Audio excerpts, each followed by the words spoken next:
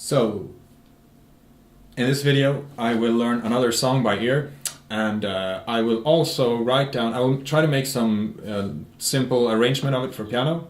Gonna write down the sheet music and share it with you guys. But the point of this video is not just to create some sheet music for you. The point is to kind of show you my process, even though simplified somewhat, since this is going to be a kind of short video. We'll see how long it turns out to be. But I will also give you some hints and pointers on what to think of if you want to transcribe something for piano yourself. The song I chose is called Out of Time. It's from Castlevania 1. And I wanted a song that I had never heard. I have heard this. I must have heard it because I finished the game. Apparently it's from, I think it's from like level 6 in the game or something. I don't know. And it was a friend who suggested that I do this one because it's short and it's a great song. And I listened to it once yesterday and I gotta say I can't remember it. So it's almost like starting from scratch. I heard it yesterday, just noticed the overall structure and didn't listen, didn't try to analyze it because I want this to be kind of from nothing. So this is what it sounds like.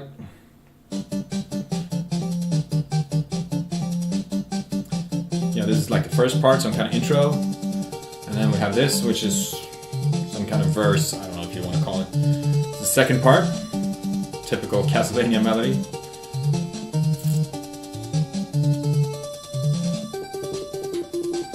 Yeah, it's a great song. This is the third part. This is sort of, I don't know what, is it a riff? Is it a chorus? And here's just a build up for the loop of the track, I think. Yeah, so now it's gonna loop. Oh yeah, first a rundown, and now we're back to the beginning. So, there you go. The first thing I will do is to find out which key is this song in. And I can just do, okay, here we go. So it's in G minor. And how did I do that? Well, first of all, I could not do that a few years ago. This is something I practiced, and it's something that you can learn in a matter of weeks, maybe months. I mean, this was not the most awesome thing, but you could go back and watch my previous video. I learned a song there by what was her name? Ariana Grande. Yeah, I think that's how you pronounce it. I talk about this in that video. It's all about learning to hear the degree of a note in a certain scale. So I had listened to this song, it was still in my head. My brain had sort of calibrated itself to the context of that song and to the key. And when I hit C here, I heard that it was the fourth note in that scale, like in relation to that song. And if C is the fourth, then G is the first. So it's got to be in G. And minor is because I hear that it's a minor song. So, I mean, that you will be able to hear that in just a few days. It's not hard to determine major from minor. But again, you should get an app called Functional Ear Trainer. Watch my previous video. I talk about it. I show some of the app there. It's the only app you will need. It will give you superpowers. Skip all the interval trainings or whatever you've been doing so far. That is the only thing you need. But okay, let's go ahead. I'm gonna start with the first part. So here we go. So the bass is.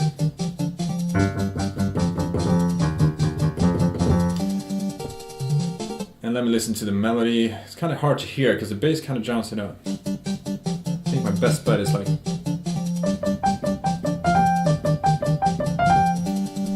So together that would be.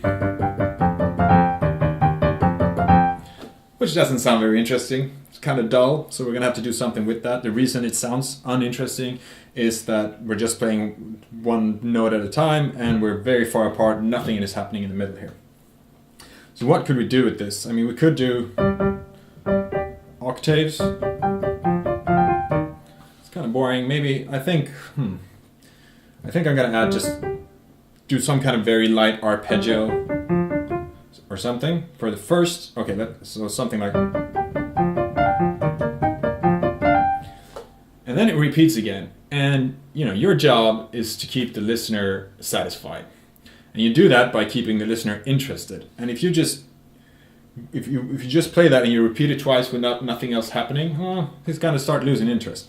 So I think when this thing loops around, or it plays twice, so for the second time, you want to do something different. And I think the oldest trick in the book here is to add some bass. So I start with the left hand here up kind of in the treble, and for the second go around I go down and I hit the bass notes down here.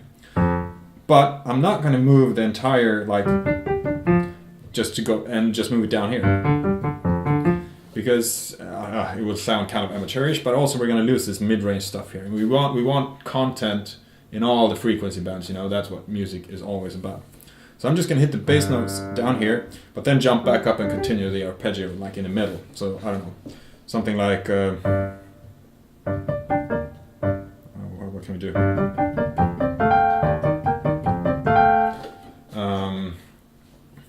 Felt kind of light in the right hand. Maybe I want to do something there as well. Maybe add some harmony.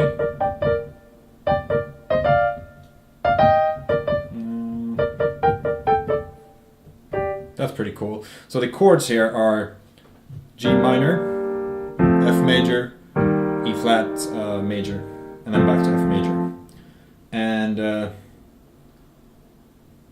if we add like the third, that sounds pretty cool. If you add the third note of every chord here, so like in G minor it's B flat, in F it's A, and in E flat it's G. So something like, yeah. And we put that together. Could be kind of cool. So again, I'm just going to make this as quick as possible. I'm not going to contemplate too much. Let's leave it at that. Okay, so let's listen to the second part. So the melody is...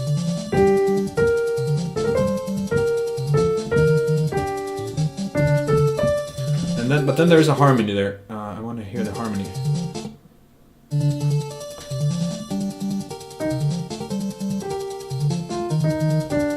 Okay, so the harmony is...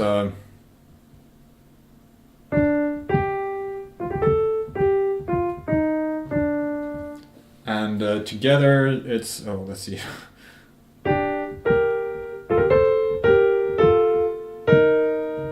Oh, that's cool. Okay, so they're basically playing in thirds here. So thirds, I mean they're 3 notes apart. But here, instead of just doing the third, they go down to E flat in the harmony, so it becomes a 5th, which is very Castlevania. Listen to this. This is such a Castlevania sound. That one. That's what kind of defines the music of Castlevania, doesn't it? I think I'm just going to keep the right hand like that. And what's the bass like here? Yeah, so the bass is like... let me listen again. What was that? It was some kind of runny...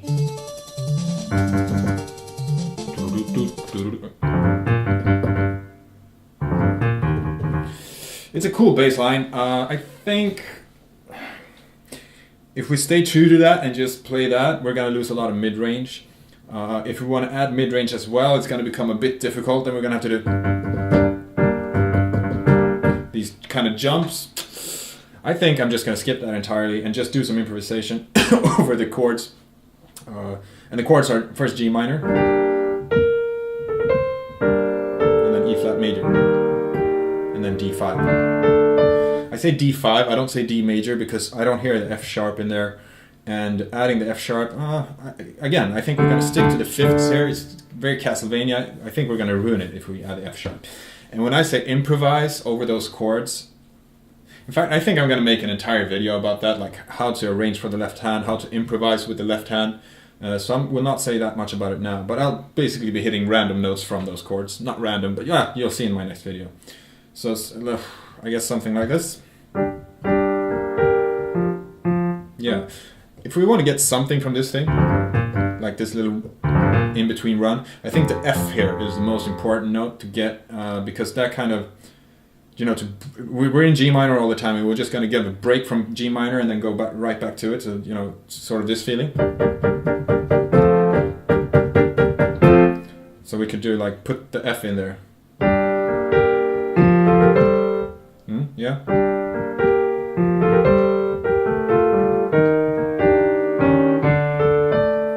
And then I'm going to do the exact same thing, I think, that I did for the first part, is to hit the bass notes now on the second repeat. So it's like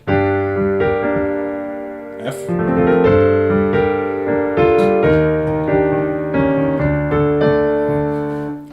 I'm not going to make it any more difficult than that. So just, this is kind of improvisation. Next time I play it won't sound the same, but it's just the general idea would be the same.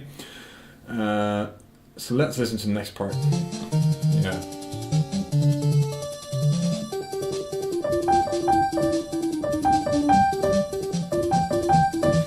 So the right hand is very simple. Let's see that bass.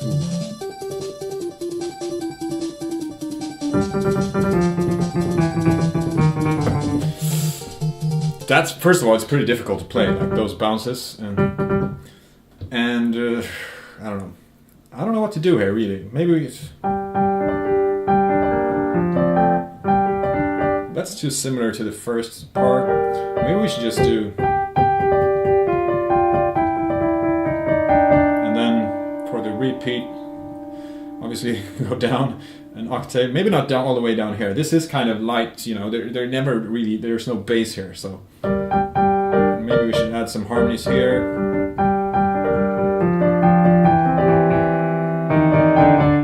It's kind of boring as well, just to. So what chords would that be? It's like maybe C minor with an E flat in the bass, and then it goes down to D. I suppose that could be some like diminished chord, typical Castlevania. So instead of just doing the bass like, I will probably do, or something. Just pick notes from those chords that I just talked about. It's sort of like, or something. And the first part. Yeah, I don't know. This part is hard, I think. You could make something really cool out of it, but I think you would kind of have to... bird. You would... By the way, I've new birds here. Check them out. My friend made them for me. I think it's the ravens of Odin, you know, the Norse god. He had them to... I don't know, what do birds do? I guess they fetched things for him that he couldn't reach. He also had a horse, didn't he? With like 8 legs. Why would 8 legs even be better than 4? It seems like it would kind of just... That would be more of a handicap, wouldn't it? Just maybe that's why he had the birds to lift up the horse whenever it trips over its own legs. Where were we? Oh yeah, this... Okay, so I think we're happy with this part now. I think I'm just gonna keep it simple there. We got the repeat. Let me listen.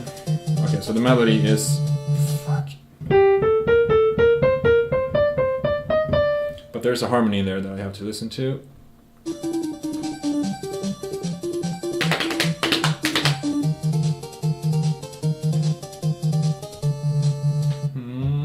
Okay, so it's like... And it's interesting because the melody... So here we go. In the beginning it's thirds. But then the melody keeps going up, but the harmony drops down to do the same thing again, which should turn this into fifths and makes it very Castlevania again. And now we got fifths. It's pretty cool. I think I'll stick with that for the right hand. The left hand, I don't know, man. It's just E flat.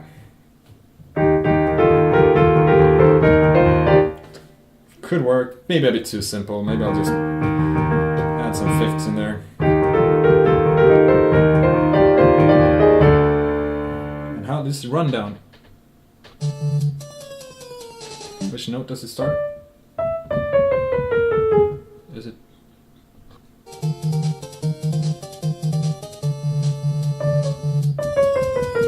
Yeah. It's a long break in between there. I don't know what to do there.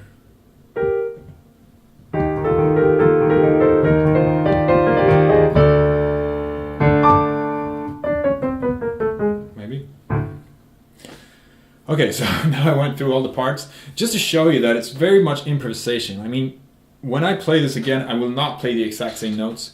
I'll just remember like the chords, some specific things that I want to add, and I will remember that, but the rest of it is improvisation. It might sound like, whoa, how can you improvise like that? Like some of you probably improvise a lot better. It all comes with practice, you know. You're not born with it. You just got to spend time doing it. And I will post more videos telling you how to do it or how to practice it. But let me play this now. Let me see what the arrangement, what I can come up with.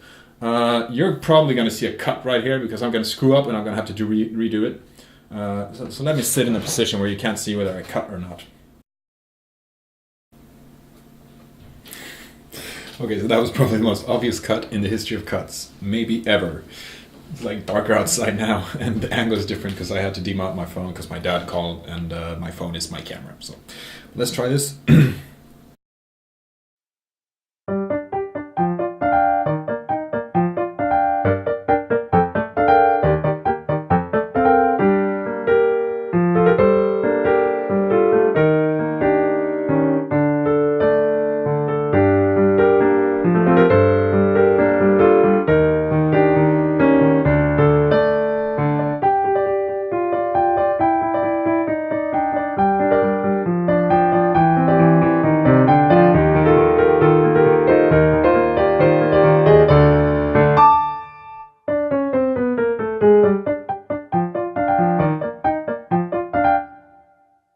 So yeah, something like that.